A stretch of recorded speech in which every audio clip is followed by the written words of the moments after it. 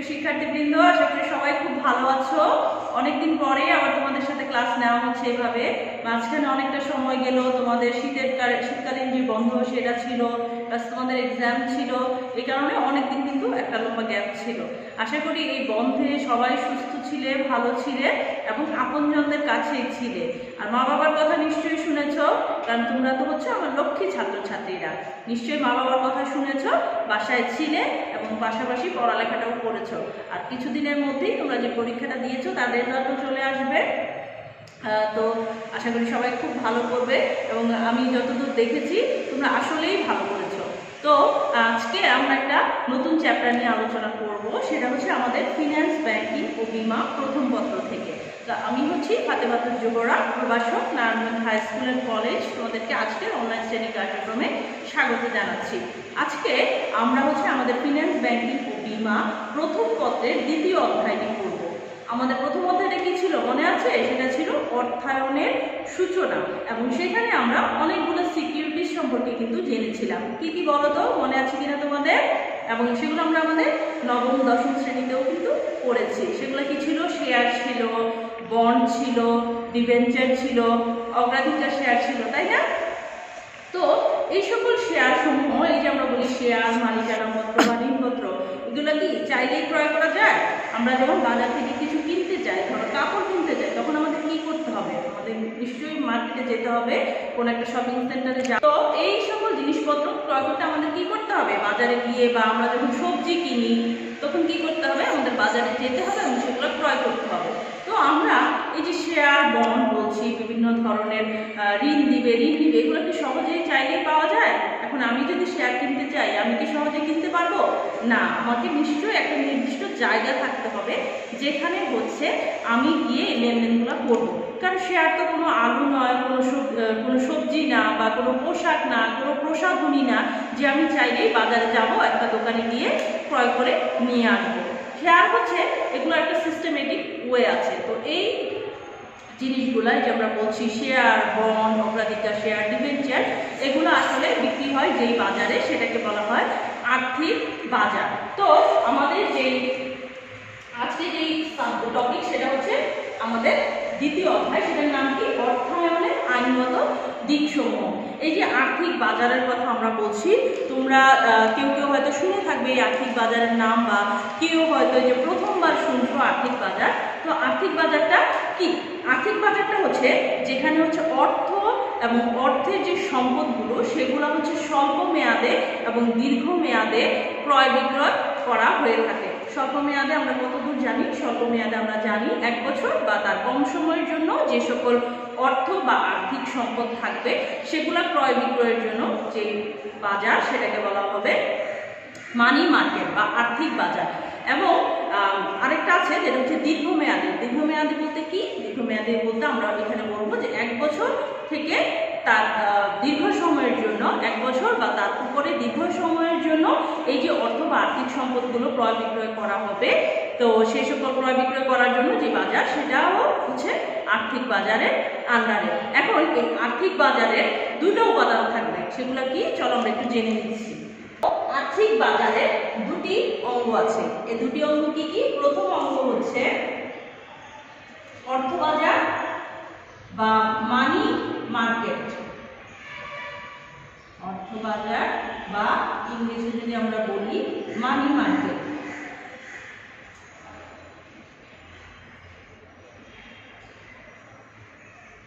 আরেকটা হচ্ছে 2 নম্বর অঙ্গ যেটা, সেটা হচ্ছে পুঁজি বাজার বা ক্যাপিটাল মার্কেট।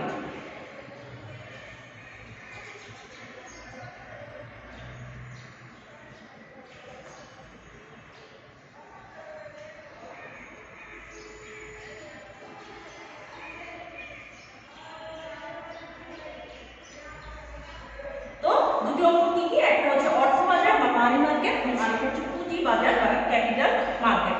অর্থ বাজারটা কি? অর্থ বাজারটা হচ্ছে স্বল্প মেয়াদী সিকিউরিটিজ গুলো যেখানে ক্রয় বিক্রয় করা হবে, সেটাকে বলা হবে অর্থ বাজার। 1 বছর বা তার কম, 1 বছর বা তার কম সময়ের জন্য সিকিউরিটিজ গুলো যেই বাজারে ক্রয় বিক্রয় করা হবে, সেটাকে বলা হবে অর্থ বাজার। এবং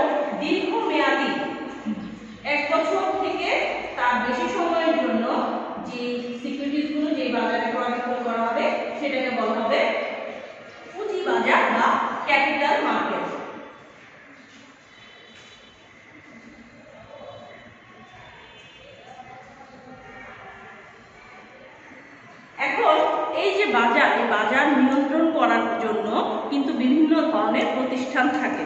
আমাদের এইখানে ধরো বাজারের যদি একটা লাগামহীন ভাব থাকে তখন কি হবে, ধরো আলুর দাম একজন বিক্রি করছে 20 টাকা, একজন বিক্রি করবে 50 টাকা, একজন করবে 100 টাকা, যে যেভাবে চাইবে সেভাবে কিন্তু বাজারটাকে নিয়ন্ত্রণ করতে চাইবে। এজন্য কি হবে, একটি নিয়ন্ত্রণকারী প্রতিষ্ঠান থাকতে হবে যে হচ্ছে এই সকল দুর্নীতির বিরুদ্ধে কথা বলবে, এই সকল দুর্নীতিগুলোকে নিয়ন্ত্রণ করবে। তো এই যে শেয়ার বাজার, এই শেয়ার বাজার নিয়ন্ত্রণ করার জন্য বাংলাদেশেও কিন্তু একটি প্রতিষ্ঠান আছে। সে প্রতিষ্ঠানের নাম কি তোমরা জানো? সেটা হচ্ছে SEC, securities and exchange commission, যেটা তোমরা দেখতে পারবে যে তোমরা যখন মতিঝিল এলাকায় যাবে তখন হচ্ছে সেই প্রতিষ্ঠানটি দেখতে পারবে। শাপলা চত্বরের একটু আগেই SEC বা সিকিউরিটিজ অ্যান্ড এক্সচেঞ্জ কমিশন সেই প্রতিষ্ঠানটি, এবং এই প্রতিষ্ঠানটি হচ্ছে যে আইনের বলে চলে সেটা হচ্ছে 1993 সালের আইন অনুযায়ী এই প্রতিষ্ঠানটি হচ্ছে পরিচালিত হয়, এবং বাংলাদেশের শেয়ার বাজারে যে দুর্নীতিগুলো হয় সেই দুর্নীতিগুলোর বিরুদ্ধে তারা হচ্ছে প্রতিরোধ গড়ে তোলে, এবং সেই প্রতিষ্ঠানটা হচ্ছে এগুলো নিয়ন্ত্রণ করে। শেয়ার বাজার কিভাবে শেয়ার ক্রয় বিক্রয় করা যাবে এই নিয়মগুলো যে সেট করে তারা হচ্ছে SEC। এছাড়াও বাংলাদেশে যে শেয়ার বাজার নিয়ন্ত্রণকারী আরও কিছু প্রতিষ্ঠান আছে, এর মধ্যে প্রধান হচ্ছে বাংলাদেশ ব্যাংক। বাংলাদেশ ব্যাংক বা আমাদের কেন্দ্রীয় ব্যাংক, যাকে আমরা বলে থাকি মুদ্রা বাজারের অভিভাবক। তো বাংলাদেশ ব্যাংকও কিন্তু এই সকল কাজগুলো করে থাকে। এছাড়াও আছে IDRA, insurance development and regulatory authority বা বীমা উন্নয়ন ও নিয়ন্ত্রণ কর্তৃপক্ষ, যেটা আছে। এছাড়াও আছে ক্ষুদ্র ঋণ কর্তৃপক্ষ। এছাড়াও আমাদের সিকিউরিটিজ অ্যান্ড এক্সচেঞ্জ কমিশন তো আছে। তো এখন আমরা এই সকল জিনিসগুলো সম্পর্কে জানলাম। এখন এই সকল বাজার যে স্বল্পমেয়াদী বা দীর্ঘমেয়াদী যে অর্থ বা আর্থিক সম্পদ, যেই বাজারে ক্রয় বিক্রয় করা হয়, যাদের টাকা দরকার তারা কি করে, এই সকল সিকিউরিটিসগুলো বিক্রি করে বাজার থেকে টাকা নেয়, এবং যাদের হচ্ছে হিউজ পরিমাণে টাকা আছে তারা কি করে, সেই টাকাগুলো ঋণ হিসেবে প্রদান করে থাকে।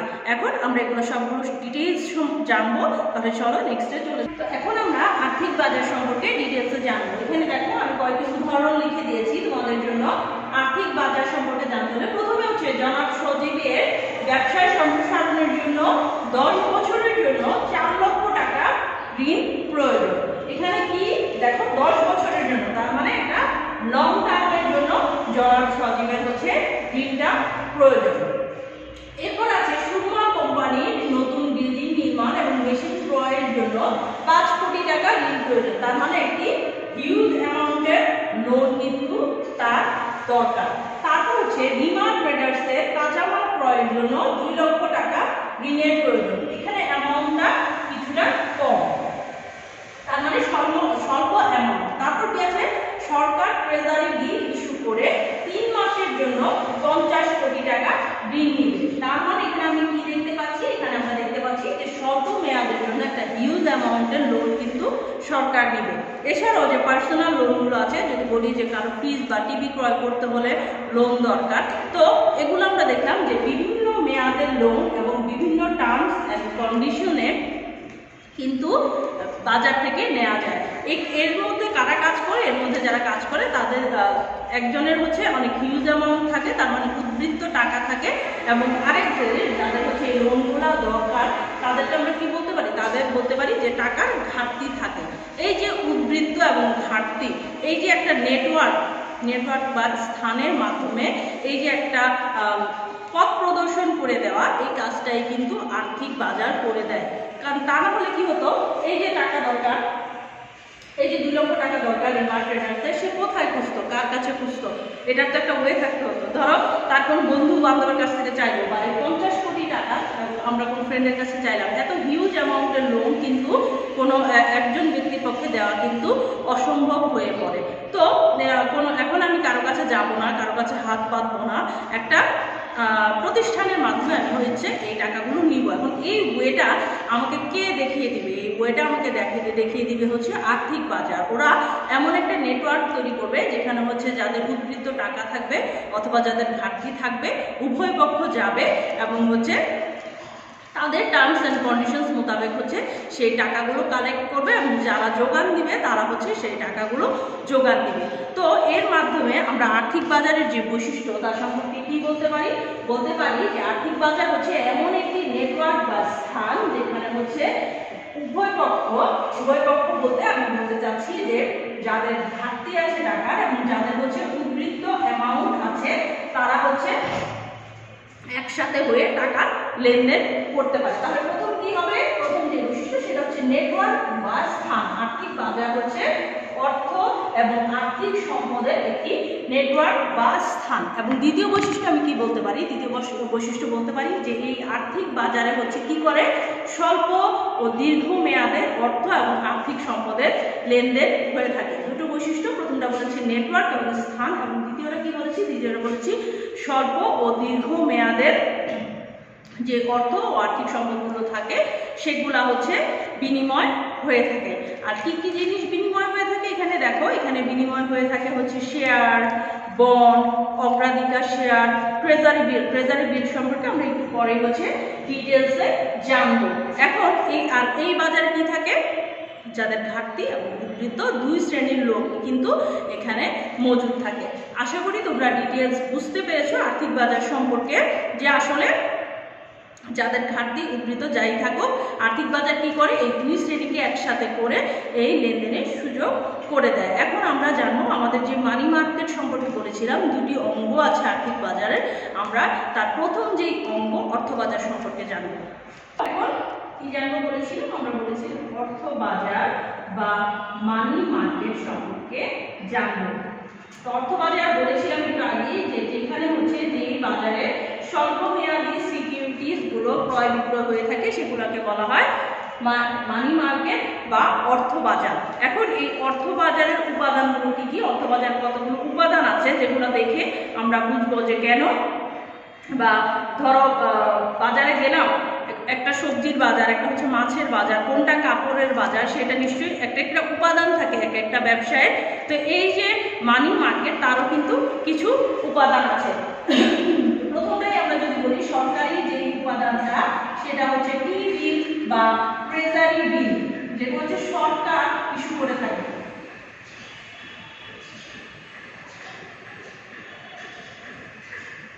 এটা হচ্ছে একটি উপাদান টি বিল বা ট্রেজারি বিল। তারপর কি থাকতে পারে, তারপর আছে বাণিজ্যিক কাগজ বা কমার্শিয়াল পেপার। একটু পরে আমরা এগুলো ডিটেইলসে জানবো। প্রথম হচ্ছে আমরা উপাদানগুলো জানি যে আসলে আর্থিক বাজারে কি কি জিনিস ক্রয় বিক্রয় করা হয়। বাণিজ্যিক কাগজ বা কমার্শিয়াল পেপার,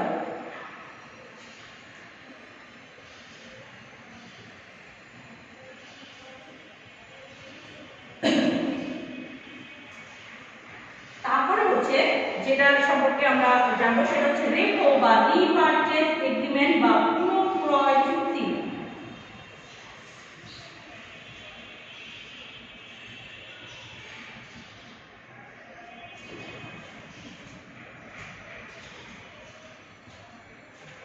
তারপরে যেটা 4 নাম্বার সেটা হচ্ছে হস্তান্তরযোগ্য আমানত সার্টিফিকেট।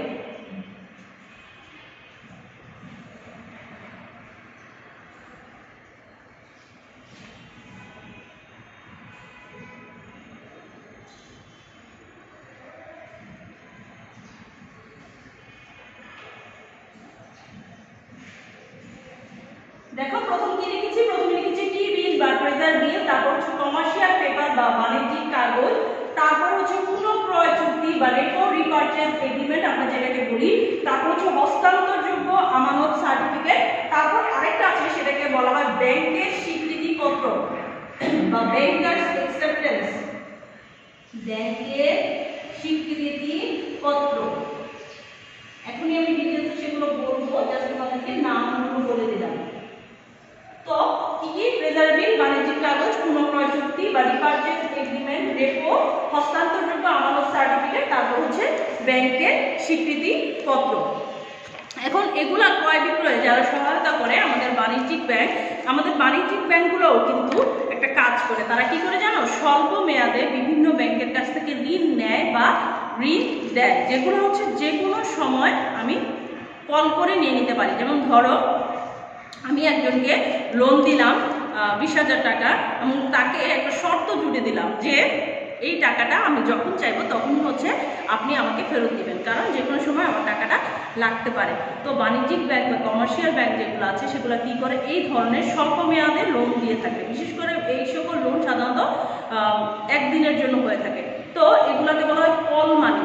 যে টাকাগুলো আমি দিব এবং দেওয়ার সময় একটা শর্ত জুড়ে দিব যে আমি যখন চাইবো সাথে সাথে আমার টাকাটা আবার আমাকে ফেরত দিতে হবে। এগুলো কখন হয় তোমরা জানো? এগুলো হয় যখন হচ্ছে একটা ব্যাংকের, ধরো পাশাপাশি অনেকগুলো ব্যাংক, তখন হচ্ছে হঠাৎ করে একটা ব্যাংকের অনেকগুলো টাকা দরকার হলো, কারণ তাদের একজন আমানতকারী সে যদি ধরো আজকে 10 কোটি টাকা ব্যাংক থেকে উত্তোলন করবে, তো হঠাৎ করে একটা ব্যাংকের কাছে এত টাকা নাও থাকতে পারে। তখন ব্যাংকগুলো কি করে, তাদের পাশাপাশি যে ব্যাংকগুলো আছে, যে ব্রাঞ্চগুলো আছে সেগুলোর সাথে কন্ট্যাক্ট করে এবং সেখান থেকে হচ্ছে স্বল্প মেয়াদের একদিন বা একদিনের জন্য বেশিরভাগ হয়ে থাকে, তো স্বল্প মেয়াদে একটা টাকা নিয়ে আসে, সেটাকে বলা হয় কল মানি।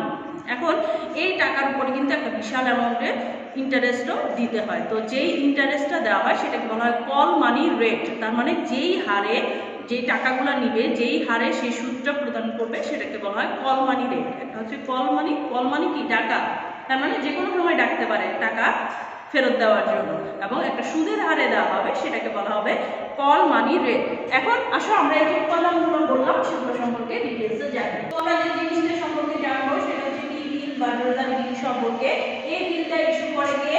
এই বিলটা ইস্যু করে যে কোনো দেশের সরকার।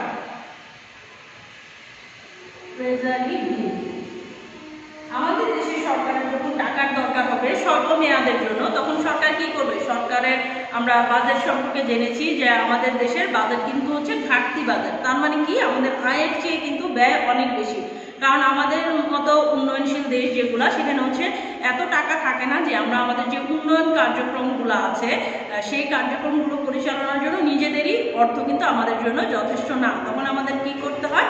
আমরা হচ্ছে বিভিন্ন দেশের কাছ থেকে বা হচ্ছে আমাদের দেশের জনগণের কাছ থেকে বা অন্যান্য যে আর্থিক প্রতিষ্ঠানগুলো থাকে, যেমন IMF আছে, ওয়ার্ল্ড ব্যাংক আছে, ADB আছে, IDB আছে, বিভিন্ন ধরনের আন্তর্জাতিক যে আর্থিক প্রতিষ্ঠানসমূহ আছে সেগুলোর কাছ থেকে কিন্তু লোন নিয়ে থাকে। পাশাপাশি আমাদের দেশের যে জনগণ আছে তাদের কাছ থেকেও কিন্তু এক প্রকার লোন নিয়ে থাকে। তোমরা সঞ্চয়পত্রের নাম শুনে থাকবে, যে সঞ্চয় ব্যুরো যে অফিসগুলো সেগুলো আছে, পাশাপাশি সোনালী ব্যাংকগুলো কিন্তু, সোনালী ব্যাংকের যে ব্রাঞ্চগুলো আছে সেগুলো কিন্তু এই কার্যক্রমগুলো পরিচালনা করে থাকে। তো আমাদের দেশের সরকারের যখন স্বল্প মেয়াদে টাকার দরকার হবে তখন ওরা কি করবে? এই টি বিল বা ট্রেজারি বিল ইস্যু করে। এগুলো হচ্ছে একটা দলিল। এই দলিলগুলো কি করবে? সরকার ইস্যু করবে যে আমরা স্বল্প মেয়াদের জন্য আপনাদের কাছ থেকে লোন নিচ্ছি এবং হচ্ছে নির্দিষ্ট সময় পরে সেই টাকাটা আমরা ফেরত দিয়ে দিব। এবং এই টি বিল বা ট্রেজারি বিলগুলো কিন্তু সবচেয়ে নিরাপদ বলা হয়ে থাকে। কারণ কেন? কারণ সরকার কিন্তু কখনো ঝুঁকির মুখে পড়তে পারে না। সরকার চেঞ্জ হবে, দরকার হলে সরকার 5 বছর মেয়াদে অন্তর অন্তর চেঞ্জ হয়, কিন্তু সরকার ছাড়া কিন্তু কখনোই দেশ পরিচালিত হবে না। এই জন্য এই বিলগুলোকে বলা হয় ঝুঁকি মুক্ত যে সিকিউরিটিজ বা বিনিয়োগের অন্যতম হাতিয়ার হচ্ছে টি বিল বা ট্রেজারি বিল। এখন এই ট্রেজারি বিলের বৈশিষ্ট্য কি? ট্রেজারি বিলের বৈশিষ্ট্য হচ্ছে যে এই বিলগুলোকে ইস্যু করে সরকার, ইস্যু করে এবং নির্দিষ্ট মেয়াদ কিন্তু থাকে। 91 দিন, 182 দিন এরকম মেয়াদ থাকে। এরকম মেয়াদ নির্দিষ্ট মেয়াদের জন্য ইস্যু করা হয়ে থাকে। 91 দিনের জন্য ইস্যু করতে পারে, 182 দিন, 364 দিন। এই মেয়াদে বিভিন্ন 3টি মেয়াদে সাধারণত টি বিলগুলো ক্রয় বিক্রয় করা হয়ে থাকে। এবং এই ট্রেজারি বিলগুলো কিভাবে বিক্রয় করা হয়? এগুলো অকশন বা নিলামের মাধ্যমে বিক্রয় করা হয়ে থাকে। এবং এই নিলামে কারা অংশগ্রহণ করে জানো? সাধারণ জনগণ কিন্তু এই নিলামে অংশগ্রহণ করতে পারে না। বাংলাদেশ ব্যাংক এই বিলগুলো ইস্যু করে সরকারের পক্ষে, এবং বাংলাদেশ ব্যাংক থেকে নিলামের মাধ্যমে আমাদের দেশের যে ব্যাংকগুলো আছে, বাণিজ্যিক ব্যাংক বা যে সকল আর্থিক প্রতিষ্ঠান আছে, তারা হচ্ছে এগুলো কিনে নেয়, এই বিলগুলো কিনে নেন। এর জন্য যারা নিযুক্ত আছেন তার মধ্যে 12টি আর্থিক প্রতিষ্ঠান এবং 3টি নন আর্থিক প্রতিষ্ঠান পিডি হিসেবে কাজ করে। পিডি মানে কি? Primary dealer. 12টি আর্থিক প্রতিষ্ঠান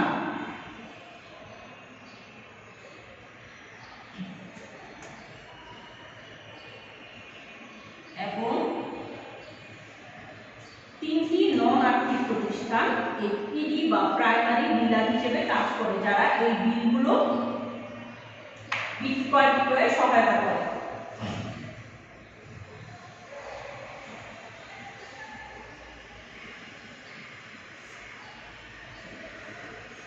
ডিলার নিশ্চয়ই তোমরা জানো যারা হচ্ছে ক্রয় বিক্রয় সহায়তা করে থাকে, কারণ আমরা যে পণ্যগুলো ক্রয় বিক্রয় করি সেগুলো কি সরাসরি আমরা ফ্যাক্টরি থেকে আনি? নিশ্চয়ই আমরা সরাসরি ফ্যাক্টরি থেকে আনি না। এগুলো হচ্ছে ধরো চাঁপাইনবাবগঞ্জের আম, আমরা কি সবাই গিয়ে চাঁপাইনবাবগঞ্জ থেকে আম নিয়ে আসি না। যারা হচ্ছে এরকম ডিলার থাকে, বিভিন্ন ধরনের মধ্যস্থ ব্যবসায়ী থাকে, যারা হচ্ছে এই পণ্যগুলো আমাদের কাছে নিয়ে আসে এবং আমরা হচ্ছে সেগুলো ভোক্তা, আমরা সেগুলো হচ্ছে ভোগ করি বিভিন্ন ব্যবসায়ীদের মাধ্যমে, হাত ধরেই কিন্তু এগুলো এসে থাকে। তো এই যে 12টি আর্থিক প্রতিষ্ঠান বা ব্যাংক এবং 3টি নন আর্থিক প্রতিষ্ঠান, নন ব্যাংকিং প্রতিষ্ঠান, যেগুলো হচ্ছে আমাদের এই বিলগুলো ক্রয় বিক্রয়ে সহায়তা করে থাকে। তো এখন হচ্ছে লাভ কি আসলে কিভাবে হচ্ছে সুদের মাধ্যমে করে? অবশ্যই সুদের মাধ্যমে করে না। এটি বিলগুলো ইস্যু করা হয়, এদের যে বাজার মূল্য সেই বাজার মূল্যের চেয়ে কিছুটা কম দামে হচ্ছে এই বিলগুলো ইস্যু করা হয়ে থাকে। যেমন ধরো একটা পণ্যের দাম হচ্ছে 5,000 টাকা, ওরা কি করবে, ধরো এই বিলটার দামই হচ্ছে 5,000 টাকা।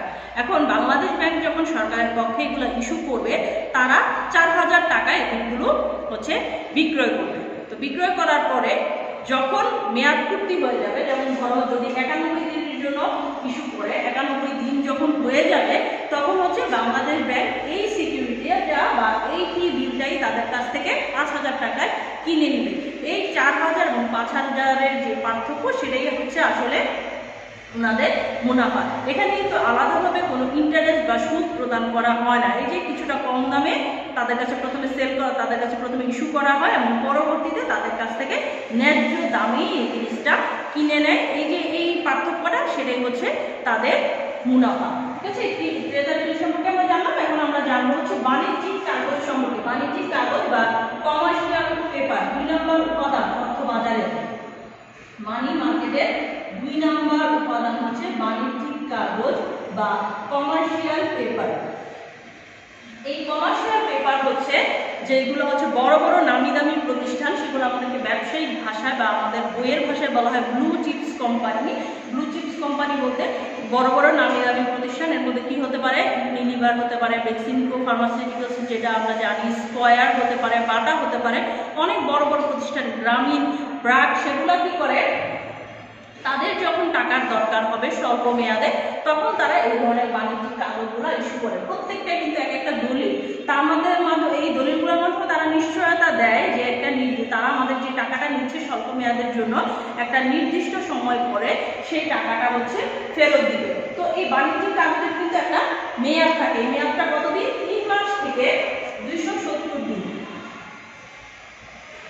তার মানে 90 থেকে 270 দিন পর্যন্ত এই কাগজগুলো ইস্যু করা হয়। তার মানে এই 90 দিনের পরে বা যত দিনের পরে 90 থেকে 270 দিনের মধ্যে ইস্যু করা হয়। এবং টাকাগুলো যদি কারো কাছ থেকে নেওয়া হয়, যে আর্থিক প্রতিষ্ঠানের কাছ থেকে যদি নেওয়া হয়, তাহলে হচ্ছে এই টাকাটা এই 3 মাস থেকে 270 দিনের মধ্যেই হচ্ছে তাদেরকে ফেরত দিবে। এবং এগুলো কিসের মাধ্যমে ক্রয় বিক্রয় করা হয়?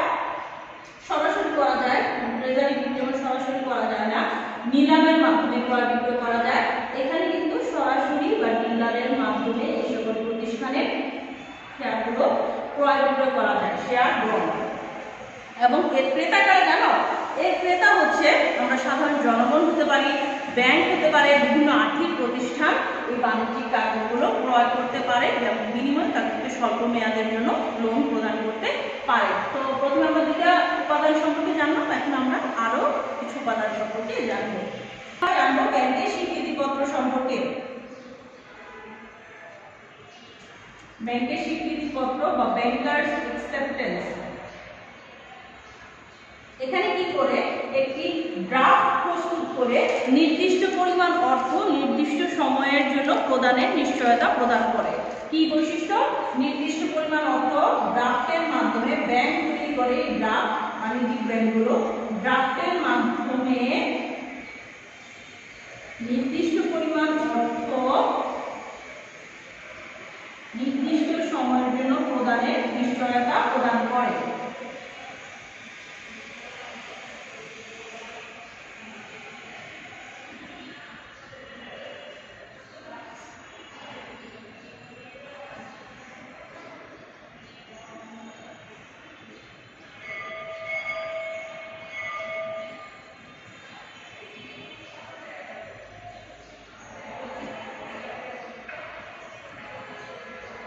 এটা এর মেয়াদ কত হয় জানো? এর মেয়াদ হয় 30 থেকে 180 দিন। তার মানে 1 মাস থেকে 3 মাস পর্যন্ত এই ড্রাফটটি হচ্ছে ব্যাংক ইস্যু করে তার গ্রাহককে ঋণ প্রদান করার জন্য, এবং এটি আসলে ব্যবহার করা হয় অভ্যন্তরীণ ও বৈদেশিক বাণিজ্যে, যেখানে হচ্ছে ব্যবসায়ীরা একজন আরেকজনের সাথে সম্পূর্ণ পরিচিত নয়। পরিচিত হলে তো বিশ্বস্ততার মাধ্যমে এটা করা যায়, কিন্তু এখানে হয় ব্যবসায়ীরা যখন অপরিচিত থাকে তখন তারা হচ্ছে এই ধরনের যে স্বীকৃতিপত্র আছে সেগুলো ব্যবহার করে থাকে।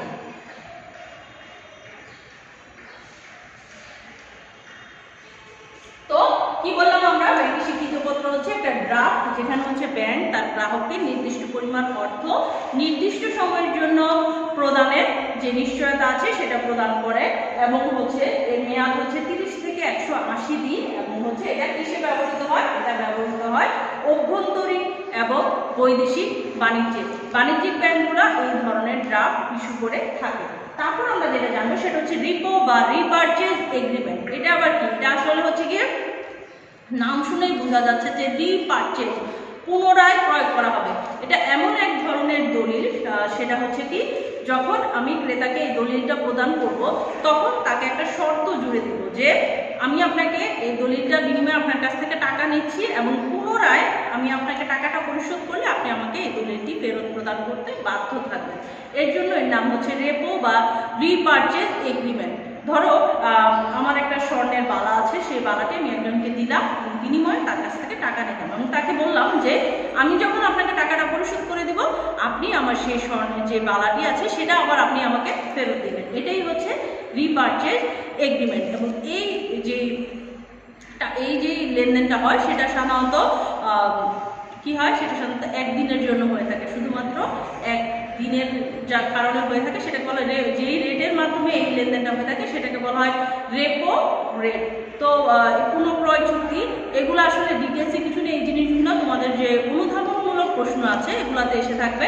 এছাড়াও জ্ঞানমূলক কোশ্চেন আসতে পারে এগুলা থেকে, যে কত দিনের জন্য হয়ে থাকে, ছোট ছোট কোশ্চেন যেগুলো কাকে বলে, কত দিনের জন্য হতে পারে, এগুলো ডিটেলসে পড়তে হবে। এবং এই চ্যাপ্টার থেকে কিন্তু কোশ্চেন তোমাদের আসেই, আর্থিক বাজার যে আইনগত দিকসমূহ এখান থেকে আসে, এবং প্রতিটা চ্যাপ্টারই কিন্তু ফার্স্ট পেপারের যে চ্যাপ্টারগুলো সেগুলো কিন্তু প্রতিটা চ্যাপ্টারই তোমাদের জন্য খুবই ইম্পর্টেন্ট। এবং যাদের কাছে ম্যাথগুলো আসলে একটু টাফ মনে হয় তারা এই থিওরিটিক্যাল জিনিসগুলো যদি পড়ো তাহলে ইনশাআল্লাহ কমন করবে, কারণ থিওরিটিক্যাল কোশ্চেন আসার কিন্তু খুব সুযোগ নেই। ফার্স্ট পেপারে আমাদের বেশিরভাগই ম্যাথ অংশগুলো কিন্তু থাকে। তো ফার্স্ট আমাদের যে চ্যাপ্টারটা অর্থায়নের সূচনা এবং আমার আর্থিক বাজারের আইনগত দিকসমূহ, এই দুইটা চ্যাপ্টার কিন্তু আমাদের থিওরিটিক্যাল চ্যাপ্টার। তো যারা থিওরি একটু পড়তে পছন্দ করো, যারা একটু বেশি মনে রাখতে পারো, তারা যদি এই চ্যাপ্টারটা পড়ো তাহলে ইনশাআল্লাহ কাজে লাগবে, এবং পরীক্ষায় একটা প্রশ্ন নিশ্চয়ই কমন হবে। এই জন্য আমাদের কী করতে হবে? ডিটেলসে জিনিসগুলো জানতে হবে। নেক্সট ক্লাসে ইনশাআল্লাহ আমরা আরও কিছু জিনিস জানবো এবং আরও কিছু উপাদান সম্পর্কে জানবো। আজকে তো আমরা অর্থবাজার সম্পর্কে জানলাম, নেক্সট ক্লাসে আমরা পুঁজিবাজার সম্পর্কে জানবো। তো ততদিন পর্যন্ত সবাই ভালো থাকো, সুস্থ থাকো, আবার দেখা হবে ইনশাআল্লাহ। আল্লাহ হাফিজ।